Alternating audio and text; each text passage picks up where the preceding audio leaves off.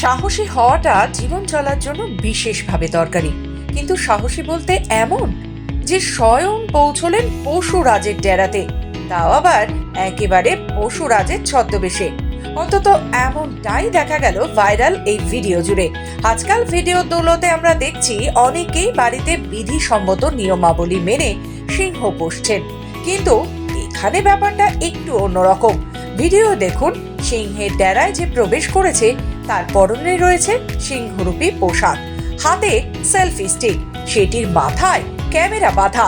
সোজা গিয়ে একটি সিংহ এবং একটি সিংহের মাঝখানে বসে পড়েন তিনি। বন্য সিংহ যে ঠিক কতটা ভয়ঙ্কর তা আর নতুন করে বলার অপেক্ষা রাখে না। একবার সিংহের খপ্পরে পড়লে পালানো প্রায় অসম্ভব।